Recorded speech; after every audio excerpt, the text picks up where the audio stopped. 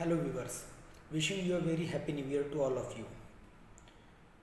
आज जिस कंटेंट के ऊपर हम वीडियो बनाने जा रहे हैं वो काफ़ी क्रूशियल है और बहुत कम ऐसे लोग होंगे जिन्होंने अपनी लाइफ में ये फेज़ नहीं देखा होगा। मुझे कुछ लोग इस फेज़ में ऐसे मिले हैं अभी, जो लोग ये कहते हैं कि हमारी लाइफ में कोई प्रॉब्लम्स चल रही हैं और वो उस प्रॉब्लम से इतना डीप में जा चुके हैं, इतना उलझ चुके हैं कि अब उन्हें लगता है कि इस प्रॉब्लम का कोई सोल्यूशन ही नहीं है। तो आज का ये वीडियो उन्हीं लोगों के लिए है।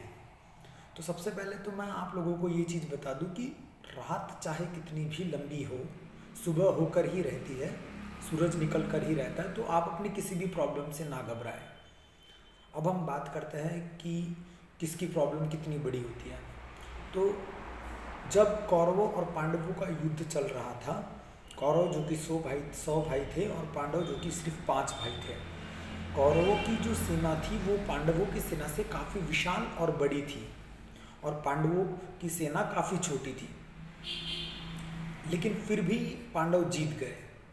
कौरवों के पास जो सेना थी, अगर वो उन्हें सही से डायरेक्ट करते या सही डायरेक्शन में वो सब काम करते, सही लड़ते, तो शायद उनकी हार कभी नहीं होती।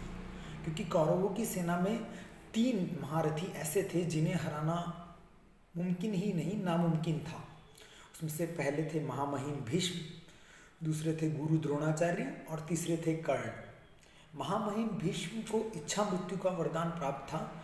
अब आप खुद एक चीज़ सोचिए कि अगर इंसान जब तक खुद नहीं कहेगा कि मुझे मरना है, तब तक उसकी डेथ नहीं होगी, उसे मारा ही नहीं जा सकता। ईश्वर, भगवान, राक्षस कोई उसे नहीं मार सकता। तो उस इंसान से आप कैसे लड़ोगे, सबसे पहली चीज़। दूसरे जो परम योद्धा थे कौरवों की सेना में, वो थे गुरु द्रोणाचार्य। गुरु द्रोणाचार्य की खासियत ये थी कि कौरवों और पांडवों दोनों के जो गुरु थे वो वही थे, दोनों को शिक्षा उन्होंने ही दी थी। तो उन्हें ये भली भांति पता था कि किसकी क्या कमजोरी है,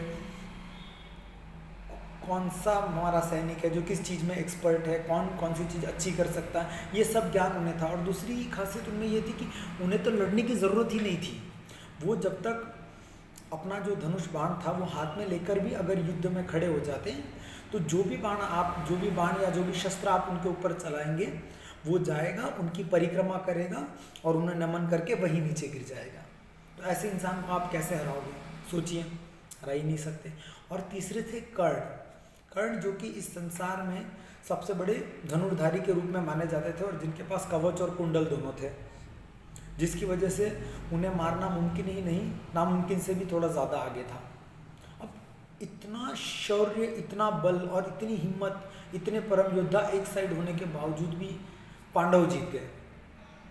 क्यों? क्योंकि उनके पास सही डायरेक्शन था, उन्हें डायरेक्शन दिखाने वाला था।